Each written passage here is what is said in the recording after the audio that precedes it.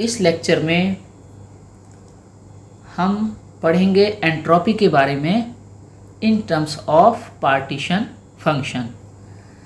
System की entropy को partition function की टर्म्स में किस तरह से हम एक्सप्रेस कर सकते हैं।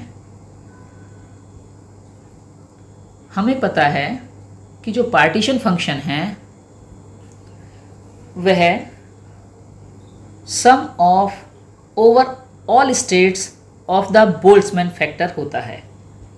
z is equal to summation over i exponential minus beta times e i, ये हमारा पार्टीशन फंक्शन होता है।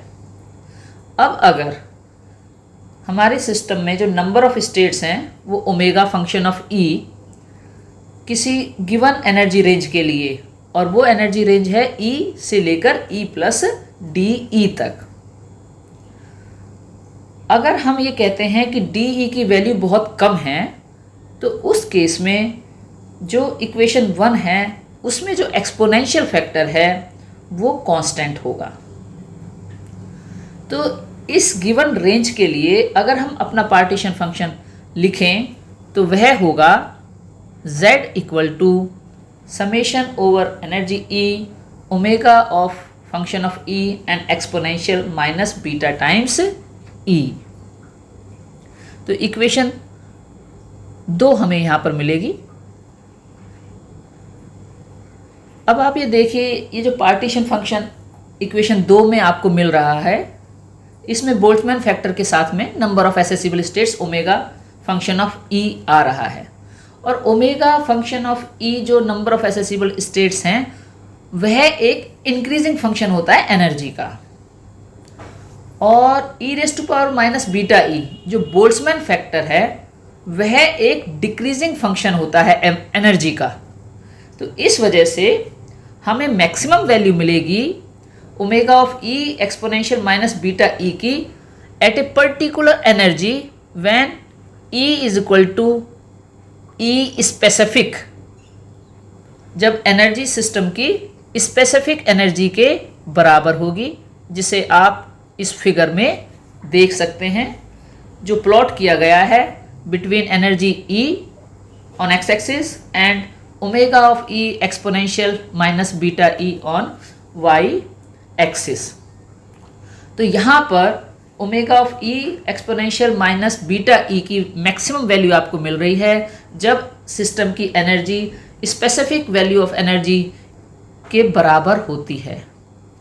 और इसमें एक और चीज़ हम देख रहे हैं कि जो विड्थ है इस कर्व में, full width at half maximum जिसे कहते हैं, डेल्टा E की वैल्यू जो है वो बहुत स्मॉल है in comparison to the specific energy.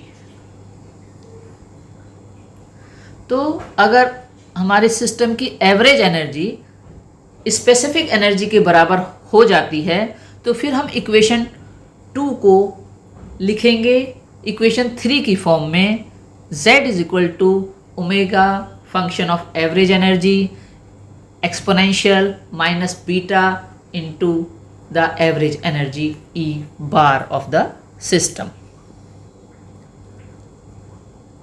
अगर हम लॉगरिथमिक ले लें तो ये इक्वेशन बनेगी natural log of z will be equal to natural log of omega function of average energy and exponential minus beta into average energy. इसको आप open कर दीजिए तो ये बन जाएगा आपका natural log of omega function of E bar plus natural log of exponential minus beta average energy. इसको सॉल्व करें, नेचुरल लॉग ऑफ z को आप लिख सकते हैं natural log of omega function of average energy minus beta into the average energy. तो अगर हम इसको लिखना चाहें in terms of natural log of omega average energy का फंक्शन बराबर होगा natural log of z plus beta times average energy E। तो यहाँ से हमें ये इक्वेशन 4 मिल जाती है। इस इक्वेशन 4 को अगर हम k से मल्टीप्लाई कर दें दोनों तरफ तो आपकी इक्वेशन बनती है k natural log of omega function of average energy is equal to k natural log of partition function z plus k times beta into average energy. और अगर इसमें हम एवरेज एनर्जी की वैल्यू को सब्स्टिट्यूट कर देते हैं, और आप ये देखिए जो लेफ्ट हैंड साइड में वैल्यू है वह है आपकी entropy of the system S, which is K times natural log of omega of E average. तो इसलिए लेफ्ट हैंड साइड आपका बन गया एंट्रोपी S।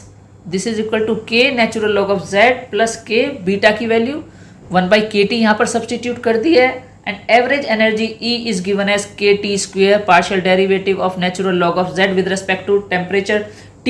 ये वैल्यू हमने वहाँ पे सब्स्टिट्यूट कर दी है, तो आपको इक्वेशन 5 मिल रही है।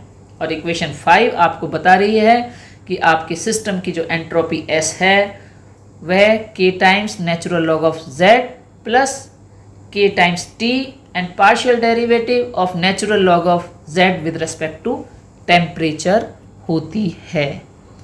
तो इक्वेशन 5 अगर हम निकालना चाहें for 1 mole of the system, तो 1 मोल के लिए इक्वेशन 5 को आपको रीराइट करना पड़ेगा इन टर्म्स ऑफ, हमें पता है अगर हमें 1 मोल के लिए निकालना है तो हमें एवोगैड्रो नंबर n से मल्टीप्लाई करना होगा। So the entropy S will be equal to n times K natural log of Z plus T partial derivative of natural log of Z with respect to temperature. तो ये equation 6 आपको entropy दे रही है, और again आप इससे देख सकते हैं कि हमें एंट्रोपी मिल रही है in terms of partition function. तो आज हमने देखा कि किसी भी सिस्टम की एंट्रोपी को हम पार्टीशन फंक्शन की टर्म्स में किस तरह से एक्सप्रेस कर सकते हैं। फॉर 1 मोल आप इक्वेशन 6 को यूज़ करेंगे, और अगर 1 मोल की कंडीशन नहीं है तो आप इक्वेशन 5 को यूज़ करेंगे।